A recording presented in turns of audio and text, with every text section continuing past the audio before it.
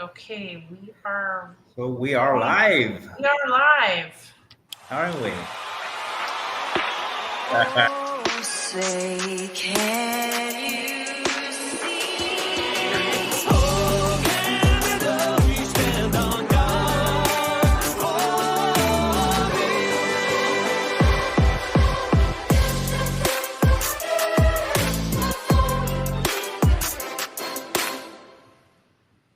Hello, everyone. Happy Thursday. I'm Loretta Sternowski with Remax Costa Del Mar, and this is my co-host Ricardo Borges. Hello, everyone. Good How are to you, be back. Ricardo? I am thrilled to be back. How long it's been? 2 weeks? Yeah, 1 week? Yeah. yeah. It's Yeah. August is a funny month because it's so hard to get someone to make a commitment to do something. Oh yeah, and then I think people just get too hot and tired, and they don't feel like doing anything after 12 o'clock. Yeah, I hear you. It's been quite a challenge for me the last couple of weeks or so. Um, Natalia, went out of vacation, and uh, I was, the dad, the mom.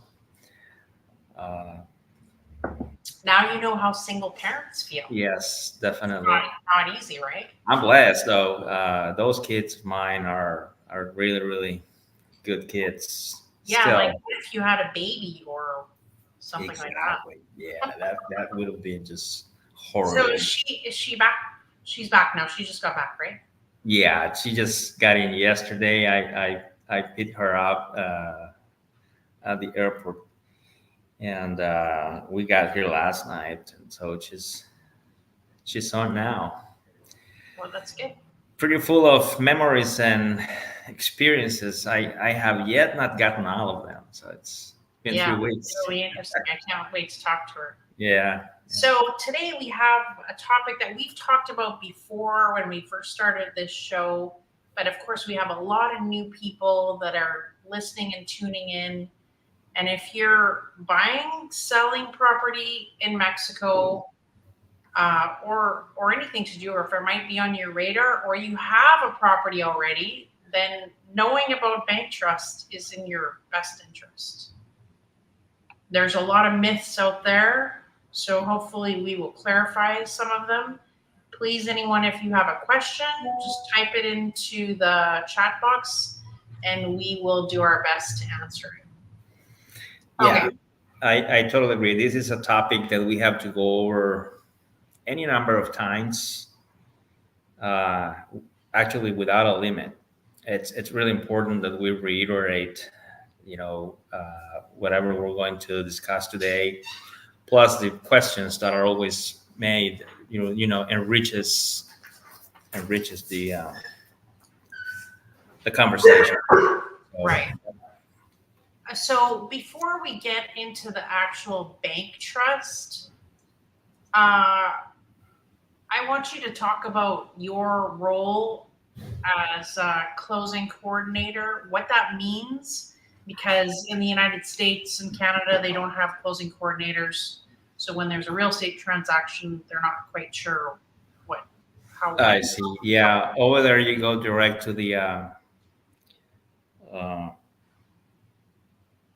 to the how do you call those offices? Well, in Insur- title, insur- the title companies. Yes, yeah, yes. and in Yes. Canada, they don't have title companies. They go straight to Yeah. the attorney. What a closing coordinator does basically is, well, it's implied. There was, the answer in the name. It receives the accepted offer from a given real estate agent, and that agent trusts in that coordinator to complete the formalization of that accepted offer, whether you're going to formalize it in a fee simple before a notary public or a bank trust like in Puerto Peñasco. It's so typical here to close via bank trust, given Puerto Peñasco exists or is located within the so-called restricted zone, 50 kilometers from the shores and 100 from the borders, whatever is, within that range, any foreigner can acquire direct ownership of that piece of land. So you have to go through a bank trust. And So then again, can you uh, explain why foreigners need a bank trust and how that originated? because there is a constitutional prohibition for anybody that is not national to acquire direct ownership. That is a provision that exists, at least if I remember correctly, since 1917. That's the date of our current constitution. And back then, of course, uh, invasions occurred, rather than, nowadays. Wars are conducted differently, and you don't see, not quite necessarily, a country physically invading other. So in the past also, happened a lot that foreigners would come to Mexico, whether U.S., France, you name it, doesn't matter. It's just, as long as it's not a Mexican. They would come to Mexico, they would acquire a piece of land on the shores, and then they would claim that piece as if there was their own countries because of their nationality. So that clause exists there in the Constitution because of that, or at least that's a very big piece of its existence, the justification. Um, Nowadays, I don't see that, as a necessity. Quite frankly, I would love for lawmakers to just get rid of it, because there's plenty of people out there in the world likely interested in investing in this country, Mhm. as long as they can acquire direct ownership.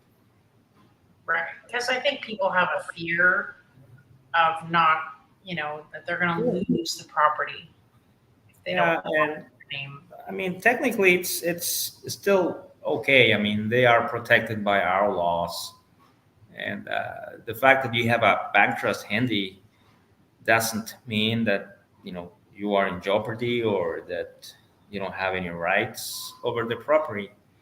You do. It's just whatever you do, you have to do it through a bank, uh, So, and the bank won't do anything unless uh, instructed in writing by the beneficiary of the trust. Otherwise, the bank would be liable for whatever illegal consequences, you know, came out of a misrepresentation from the bank. But of course, there's nothing like having your own title, fee simple. of course.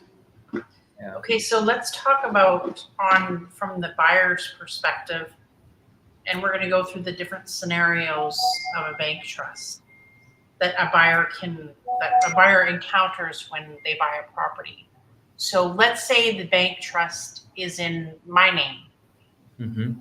So the Rada Cernowski Bank Trust, it's with Scotiabank. So if someone is buying that property from me, what is what's the situation for the buyer? Can they assume my bank trust even though it's just in my name? Actually, that's the way to go. Uh, there are two options. One would be to cancel your existing bank trust and create a new one with their names on it. Uh, that is not necessarily uh, needed.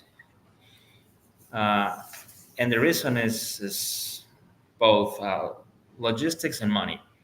If Loretta Cernowski have a bank trust that it's brand new or decently new, say 5 years, 10 years, 15 years, 20 years, 30 years, 40 years, uh, the permit is good for 50. So if someone is buying from you your beneficiary rights, they are going to assume the trust where it is. Okay, so I mean, 40 years, 35 years, I think still it's good enough time to just assume the current trust. Does the trust go in their name even if it's in my name? It does. You prepare a document. It's a contract before the notary public too. That it's called assignment of trust rights or cession of trust rights, and that's how your buyer gets to assume the trust where it was. Okay, of course, if the bank trust is 48 years old or 47 years old, you might want to consider, and that's part of our job, to make people aware as to where that contract is, the bank trust, how old it is, and if it's about to expire, that's the moment to talk about either extending the length of the trust or canceling that permit and getting a new one for 50 years, which is definitely my normal path or my normal advice. Okay. You're let's going to talk- still pay money for the extension, so why don't you just get a full period or full Right. extended bank trust for 50 years? Let's talk about scenario 2 if it's in an LLC. Mhm. What is the buyer? What are the advantages, disadvantages of them buying a Uh, property it that's in an LLC? depends. It depends on several circumstances. Uh, the LLCs are the beneficiaries of the bank trust. So if you are going to buy through an LLC, but you are looking to also remove that LLC from the trust when selling, uh, I mean, there is no necessarily an advantage of having the LLC. What people are doing basically with LLCs is trying to get away from liabilities. That's what the reason of the LLCs Sure. primarily. And the other one is practicality. Unfortunately, LLCs have been taken down to other routes that are not necessarily wise. Uh, the market is it's been advised to buy with an LLC because they can sell not the uh, position of the LLC with the Mexican trust, but the LLC's interests.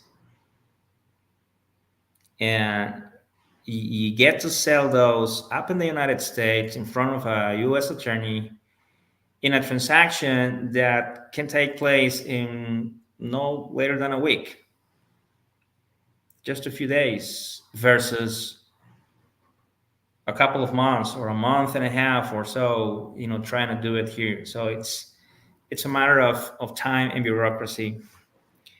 And of course, time is money, and people want to get that thing solved as quickly as possible. And that's what they do. They sell the interest of the LLC. Therefore, in Mexico, the bank trust doesn't get touched, is intact. The LLC continues to be the beneficiary of the trust. Is closing costs less money with an LLC? It's definitely cheaper or less expensive, let's put it that way. Is to- it substantial? Uh, it is. It is an important difference. And main reason is that capital gains taxes are not part of the equation. In my opinion, that is wrong. Uh, anywhere or almost anywhere in the world, you know, when governments see someone profiting out of a transaction like this, they want to, assess taxes. And here it's not different. But unfortunately, many of these transactions are carried away, and the transaction does not get to be reported before the Mexican IRS.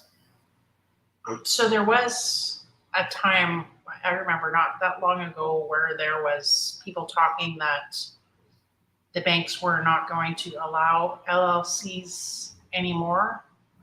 Do you think that is coming down the pipe?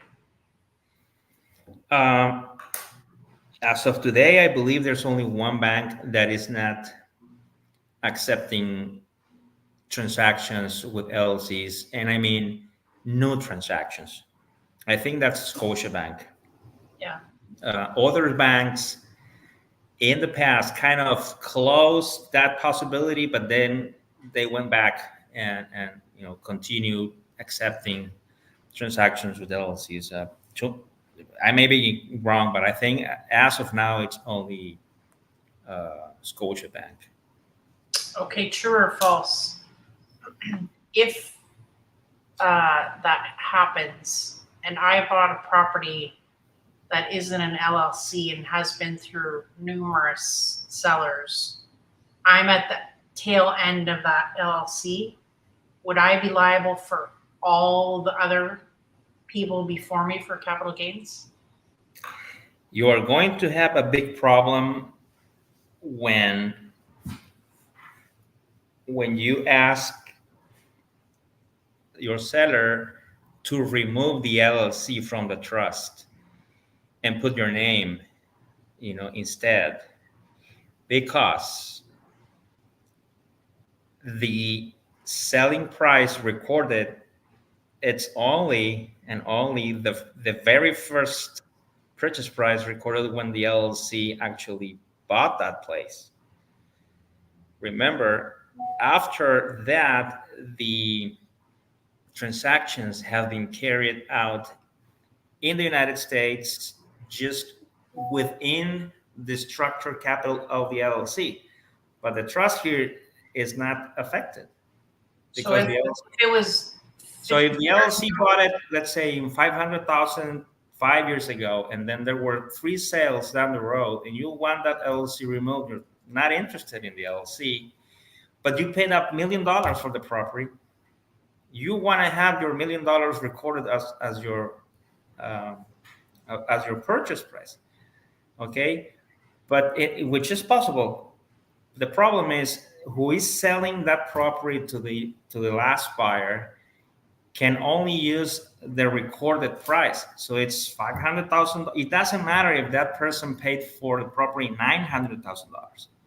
The recorded price is $500,000 versus $1 million. So you have $500,000 worth of profit.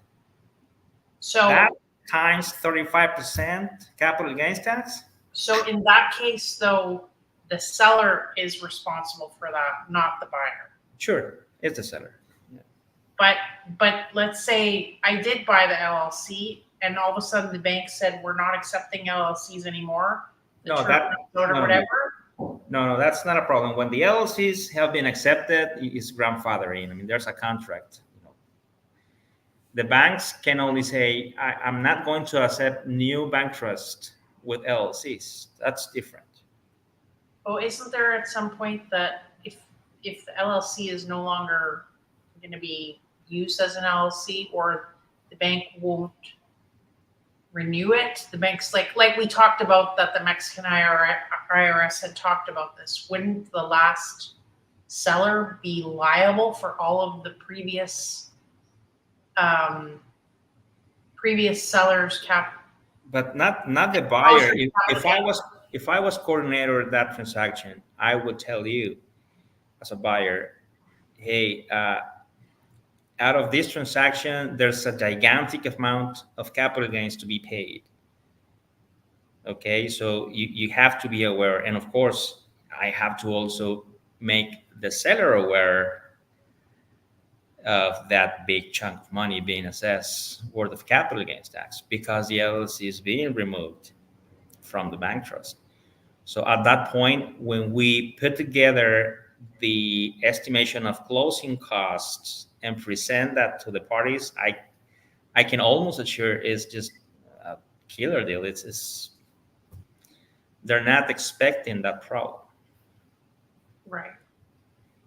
It's going to eventually happen a lot unless nobody touches the LLC until the Mexican authorities just get narrow and narrow and narrow down on that path. Well, they're losing billions of dollars probably. Yes, absolutely. So Wow. if I was in charge of the Mexican IRS, that would be my first go-to because that's a lot of money. And I mean, the authority, put its hands on electronic platforms, Hmm. because they knew that capital gains were not being paid or EVA, a sales tax out of lease or rental agreements. Right. So it is not impossible to think that they are going to do something like that eventually. It could be in 50 years, it could be, you know, any Next moment. week. Mhm. Yeah. Okay, so we talked about what's involved when you buy a property that has an LLC. What about just buying it from a seller that has their own name on it? So I bought this condo. We close. What happens next? Whether you bought it with LLC or individually. No, with just the other way. So I guess we can talk about. So I bought a condo Mm-hmm. from Joe Smith. It's in his name. I'm closing in 2 weeks. Obviously, we can't get the bank trust that fast. So Right. we start with a private agreement. Well, yeah, private agreement would be an avenue to get that closed. As I have always said, ideally is better to close with, public instrument handy.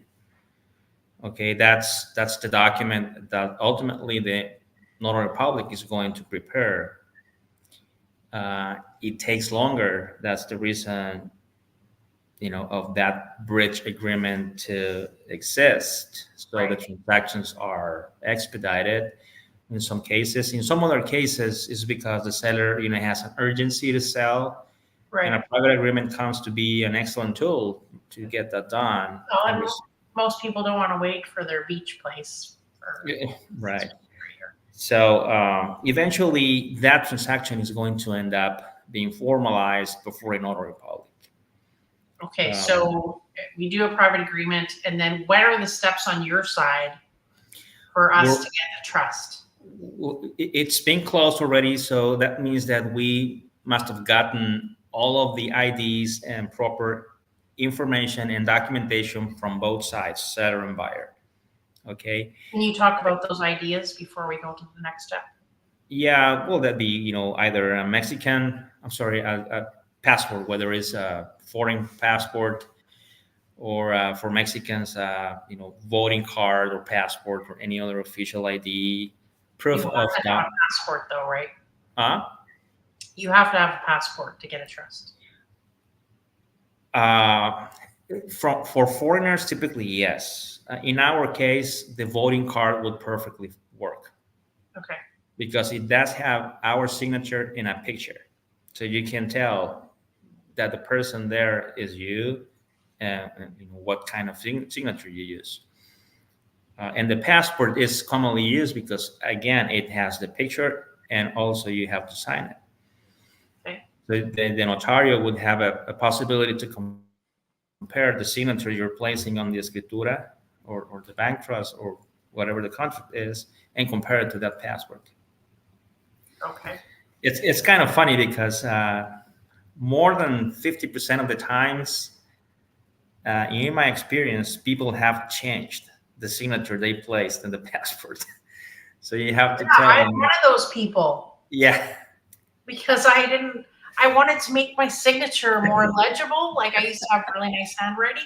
I hear you, but Now, that's whenever I went to sign, I said I got to take my paperwork home and practice my old signature all night while I'm watching TV because it doesn't look the same anymore. yeah. Well, there are no signatures perfectly alike, but of course, you cannot necessarily place a totally different signature. Right. It's a problem. And then also, you have to place your fingerprint, so there is no question that you actually agreed to execute that agreement. In any event, so we prepared those files and present them not only to the Mexican Notary Public, but also to the bank. And the bank will produce a number of requirements as well. The bank is going to, is going to want to have all the general information, both sides, buyer, seller, full legal name, address, place and date of birth, occupation, marital status, blah, blah, blah. And a number of, several other requirements. Those that actually do have a Mexican tax ID number, you are required to provide it. If it's an LLC, it is required to provide the EIN. And once you have completed that file, the bank is going to accept the transaction and is going to issue a letter of instructions to the notarial. That letter of instruction is the result of the seller also giving the bank instructions in writing to send letter of instructions to a notary public to do, a certain kind of contract, whether a bank trust or an assignment of trust rights or any other, like a collateral, for instance. Um, but the bank is not going to authorize anything unless that petition comes from legit party. That would be the person or the people or the entity that it's in the bank trust. Okay, and then the notary public is going to prepare the contract according to the instructions sent by the bank, and then the transaction is going to be authorized by the notary once signed by the parties, by the bank. Then immediately after, that document is going to go to the city for transfer tax payment, and then immediately after to the public registry. It is a step-by-step process that is really not complicated itself. It's just extremely bureaucratic because there's lots of players involved that you have to count in, and that you have to, work with their own agendas. Not only public registry, but the city, the bank itself. They deal with thousands of clients and hundreds of bank trusts at the same time. So the notary publics themselves, they have many other transactions every day. So that's why it's lengthy, lengthy process, but it's safe. It's There's no risks involved for a foreign buyer or seller. no. I mean, the risks that are involved in a real estate transaction is, I think, or are the risks that are involved in that kind of transactions elsewhere. You have to do a due diligence, a proper due diligence, like elsewhere. And if you happen to have all your stuff done and your homework completely, done, um, I don't see any liability coming after, or not liability, any risk, unless, like any other country, there was a resolution coming from a court of laws, saying that that title was invalid for some reason. And then in the contract says that the seller is responsible and liable, before the buyer. So you're pretty well protected. What if, All the horror stories that we get to hear are primarily there because there was not there was no necessarily due diligence, or something in the process was just bypassed or misplaced or misrepresented? Someone did something wrong.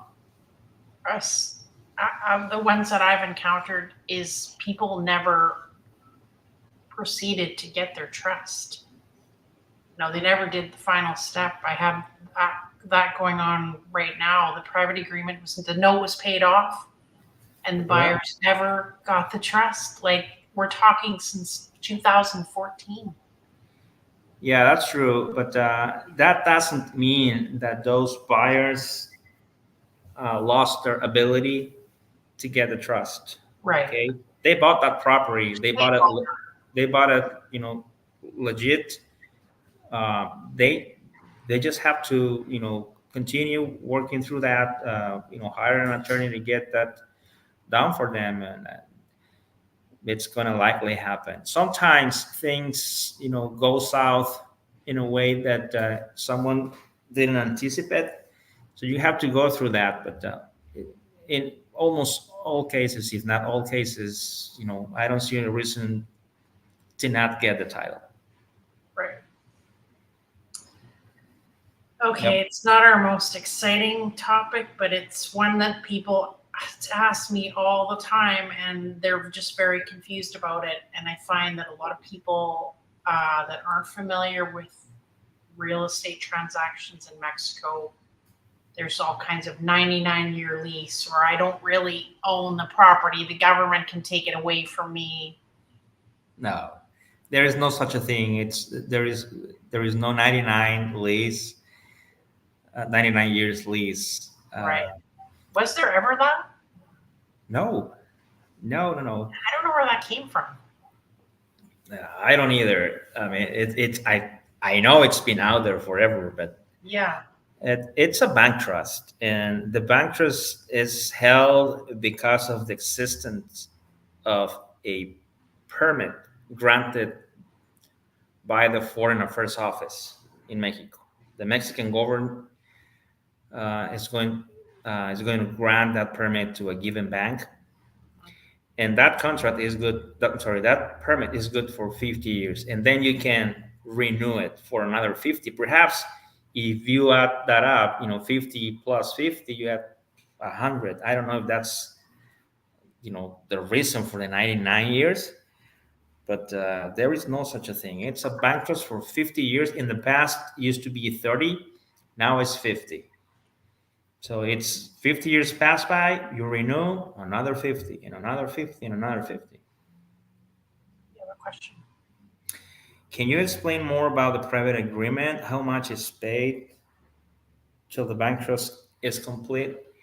Yeah, the private agreement is nothing but a bridge contract between the moment in which you actually close. And what I mean by close is you sign that agreement and the monies are exchanged, from buyer to seller. Of course, all the paperwork has been provided, and escrow companies well funded. Okay, and that agreement is going to prevail. Meanwhile, you get to the point to get formalized a bank trust. That agreement is going to become a bank trust eventually. So when she says how much is paid till the bank trust is complete. Yes. Well, I was just explaining about the agreement, and the amount of money that you have to put when you're closing via private agreement is substantially less than when you close with the bank trust, because you don't have to you can't actually pay the capital gains right there, and you don't pay the transfer tax either. You wait to pay those taxes until the notary public authorizes the transaction.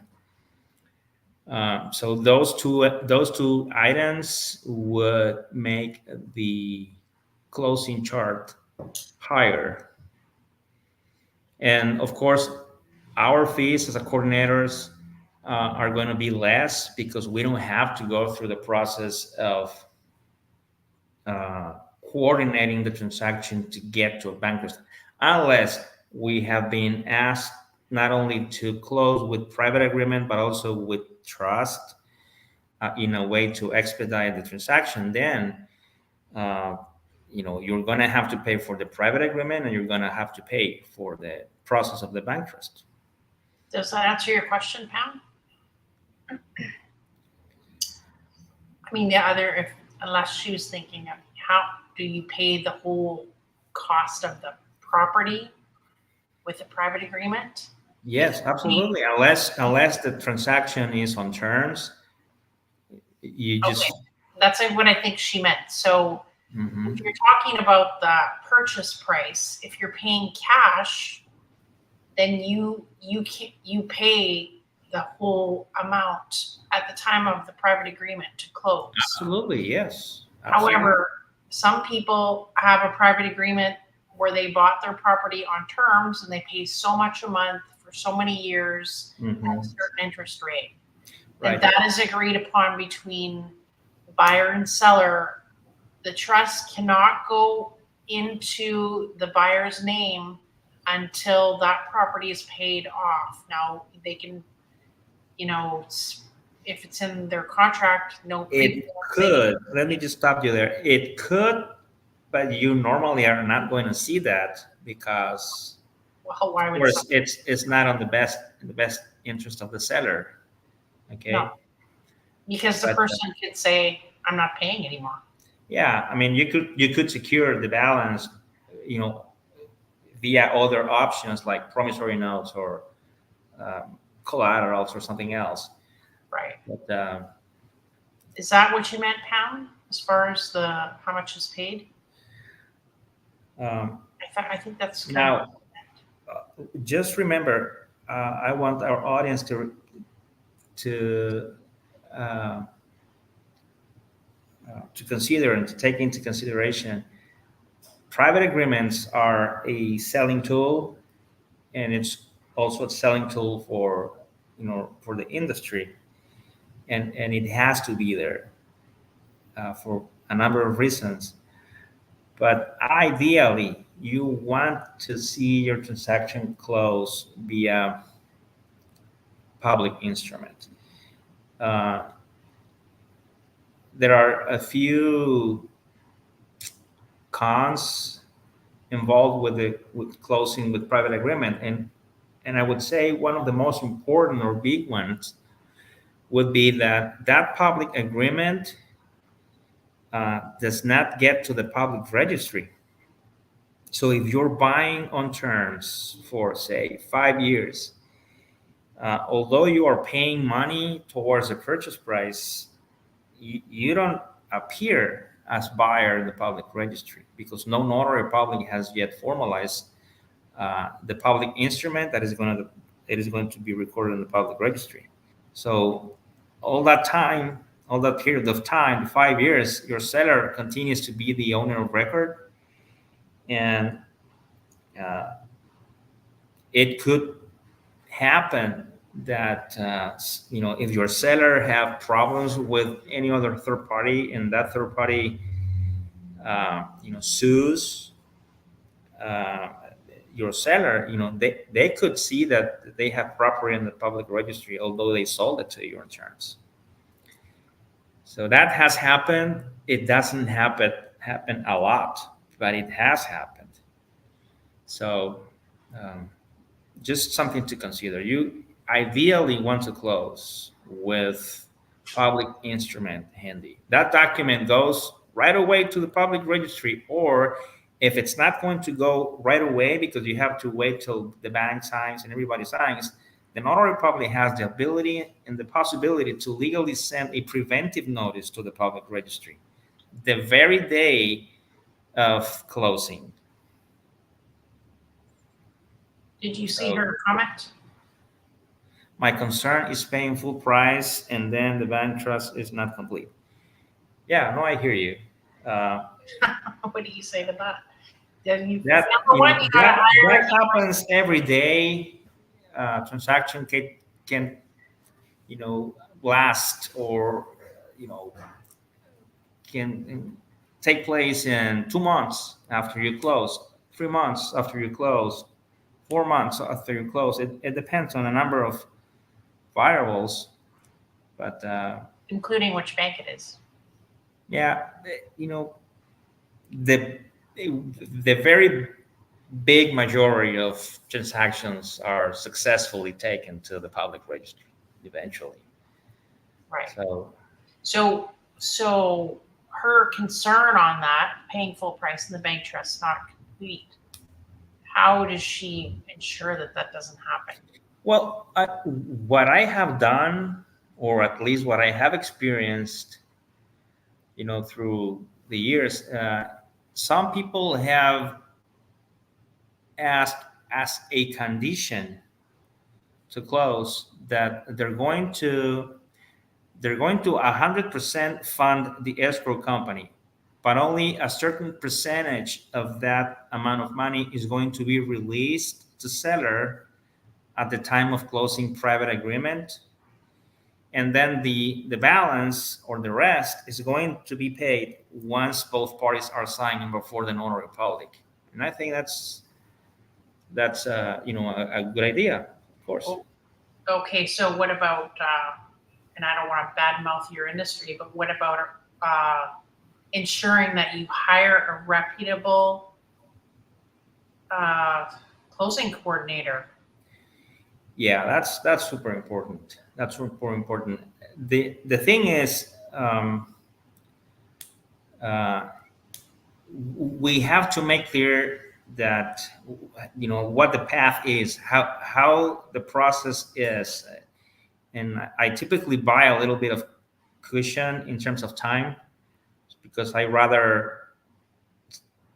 you know I rather prefer to say I'm gonna take 4 months, and all of a sudden it took 3 months or two, and then I can hand the document, faster. But I hate to say it's gonna be 4 months and then it's a year.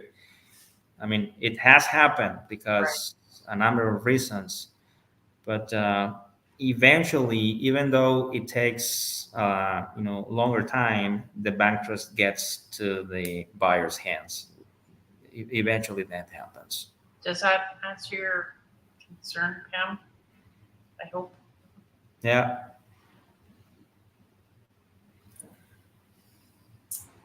It does happen for sure, a lot. And the other thing before we wrap things up is your bank trust is a very, very valuable document. Yes, it is.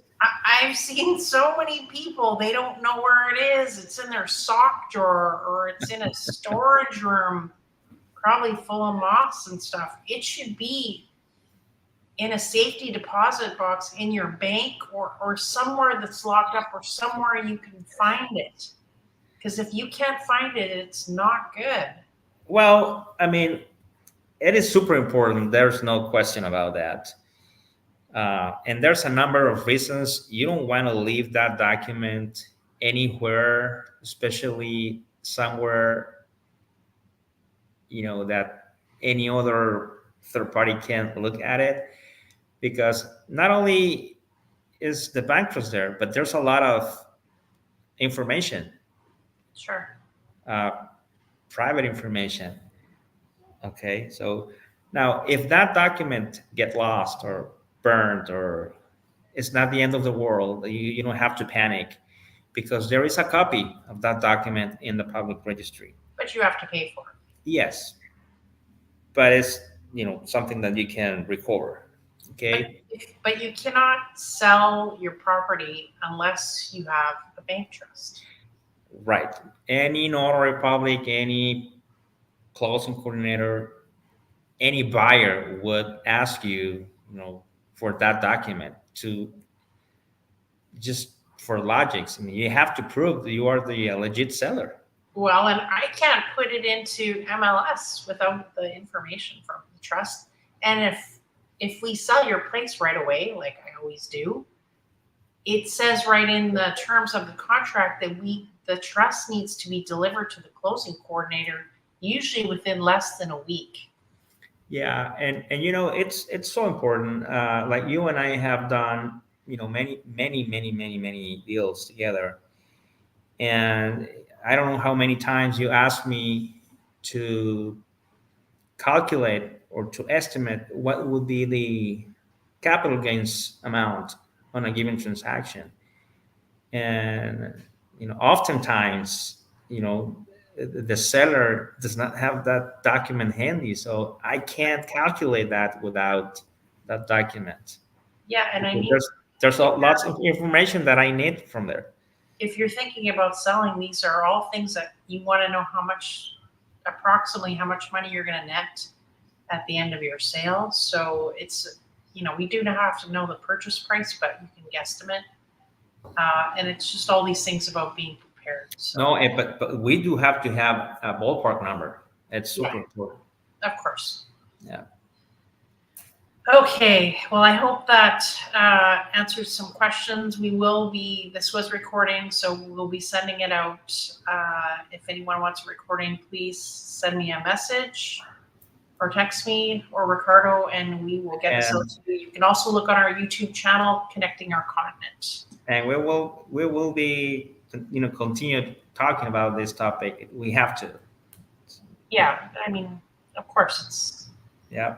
you don't really think about things like this until, oh, I'm going to buy a property. Exactly. I agree. You're coming to Puerto Penasco to drink tequila and go to the beach. Yeah. All those types of things. I'm hoping next week that I'll have a representative from CETO to talk about riptides here in Rocky Point. Excellent. Some people were not aware that we have them, and unfortunately, we had a death a few weeks ago with involving a riptide current. So it's very important that I did not know that. people are aware of the Sorry to riptide hear. current. I myself stick to the pool. All righty, go. Okay, we'll talk to you soon. Very well. Have a good night, everybody. Good night, bye. Bye bye.